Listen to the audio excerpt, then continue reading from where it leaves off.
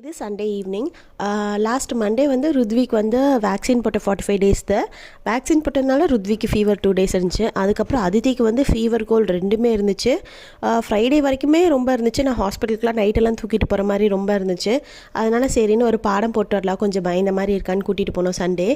இவளுக்கு காரில் ஏறிட்டாவே நல்லா பாட்டு போட்டுட்டு வைப் பண்ணிகிட்டே வருவா, அப்புறம் தூங்கிடுவா. அது மாதிரி தான் அன்றைக்கி போச்சு. பாடம் போட்டுட்டு என் ஹஸ்பண்ட்க்கு வந்து ஒரு பர்டிகுலர் பிராண்டோட ஃபுட்வேர் வந்து வாங்கி கொடுக்கணுன்னு நினச்சிட்டு இருந்தேன். அதனால் அவருக்கு அது கம்ஃபர்ட் இருக்கான்னு பார்க்குறதுக்காக கூட்டிகிட்டு போயிருந்தேன். அதெல்லாம் செக் பண்ணிவிட்டு அதுக்கப்புறம் அதித்திக்கு வந்து டாய்ஸ் வாங்கலான்னு போனோம். பிகாஸ் அதித்தி வந்து ஸ்க்ரீன் டைமே இல்லாமல் இருக்கா. கொஞ்சம் கூட ஸ்க்ரீன் டைமே நான் இப்போ வரைக்கும் காட்டில் அவளுக்கு 1.5 years ஆச்சு. அதனால் கொஞ்சம் டாய்ஸ் வாங்கிட்டு அதுக்கப்புறம் அவளுக்கு ஐஸ்கிரீம் சாக்லேட் கேக்ஸும் இன்ட்ரடியூஸ் பண்ணல அதிகமாக.